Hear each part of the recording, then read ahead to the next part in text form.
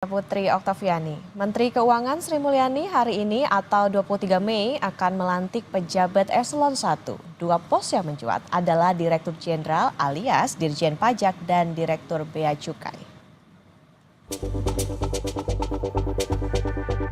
Kementerian Keuangan dikabarkan akan merombak susunan pejabat eselon 1 di level Direktur Jenderal alias Dirjen.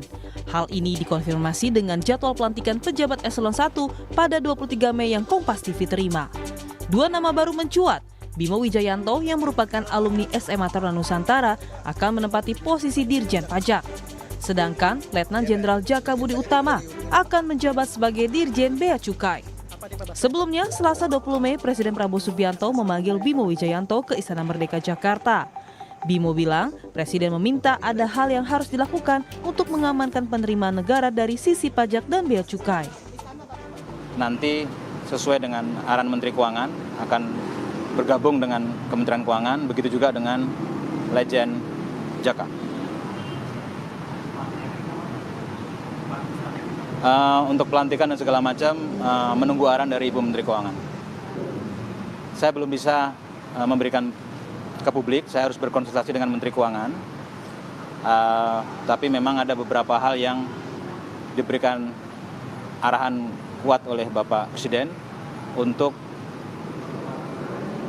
melakukan hal-hal yang memang diperlukan untuk membuat martabat Direktorat Jenderal Pajak, Direktorat Jenderal Bea Cukai untuk bisa lebih kuat dalam mengamankan penerimaan negara.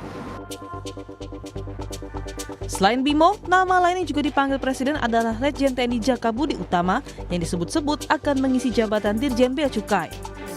Letjen Jaka merupakan lulusan Akademi Militer tahun 1990 dan berasal dari Kecabangan Infanteri. Letjen TNI Jaka Budi Utama pernah menjadi Kasdam 12 Tanjung Pura. Selanjutnya menjabat Deputi Bidang Koordinasi Politik Dalam Negeri Kemenko Polhukam dari 2021 sampai 2023. Ia juga pernah menjadi staf khusus Panglima TNI. Selanjutnya menjadi Asintel Panglima TNI, Irjen Kementerian Pertahanan, dan pada 18 Oktober 2024 menjadi Sekretaris Utama Badan Intelijen Negara atau BIN. Pergantian posisi Dirjen di Kementerian Keuangan tentu menjadi perhatian publik. Tantangan terbesar yaitu baik dari sisi penerimaan pajak dan pengawasan bea cukai. Tim Liputan Kompas TV. Informasi terkini saudara kita sapa jurnalis Kompas TV di kantor Kementerian Keuangan. Ada Renata Panggalo dan juru kamera Hanil Rivelino. Selamat pagi Renata, jadi pukul berapa pelantikan akan berlangsung dan siapa saja yang akan dilantik nanti?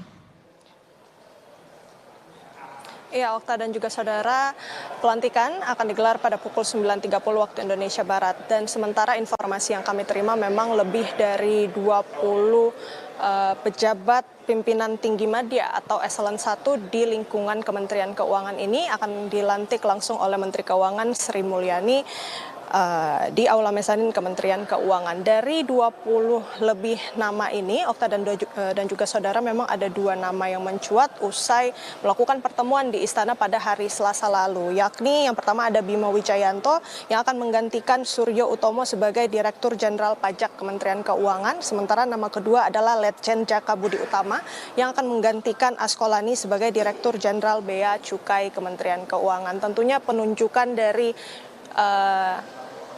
pejabat tinggi eselon 1 ini tentunya juga khususnya dari dua nama yang mencuat diharapkan bisa mengoptimalkan penerimaan negara khususnya melihat kondisi ekonomi dan juga perlambatan khususnya pertumbuhan pajak di beberapa tahun terakhir ini. Okta. Oke Renata, jadi ada dua posisi Dirjen yang mencuat akan digantikan yakni Dirjen Pajak dan juga di Bea Cukai. Lantas tantangan dan tugas apa sebetulnya yang menanti bagi dua posisi ini? Iya, secara umum Okta dan juga saudara memang tugas utamanya ini adalah untuk mengamankan atau mengoptimalkan penerimaan negara. Tantangannya sendiri memang kita melihat adanya perlambatan ekonomi khususnya dari pertumbuhan pajak terhadap PDB yang dimana ini mengalami perlambatan dari beberapa tahun terakhir.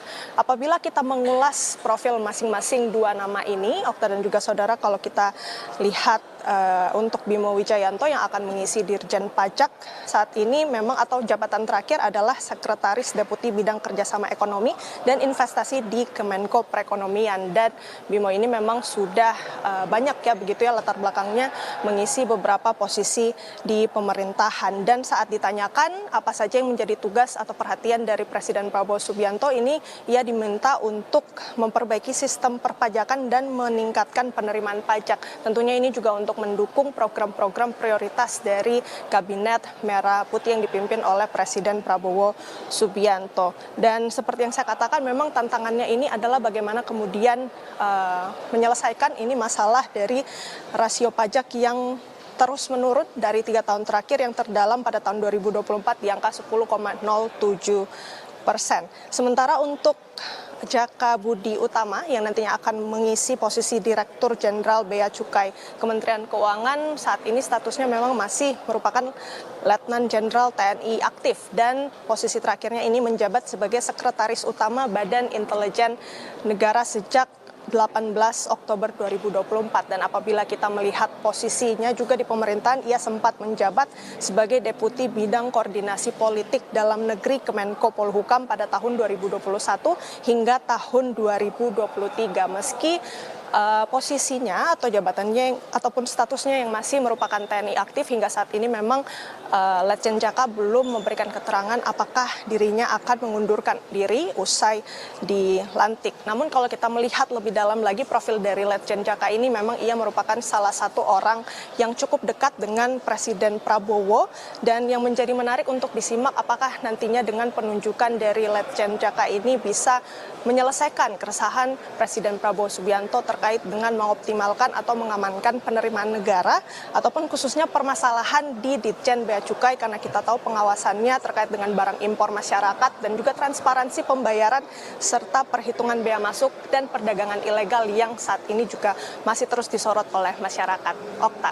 Ada sejumlah tantangan yang menanti, diantaranya adalah bagaimana tadi kondisi pelambatan ekonomi maupun juga meningkatkan rasio pajak dan juga penerimaan negara.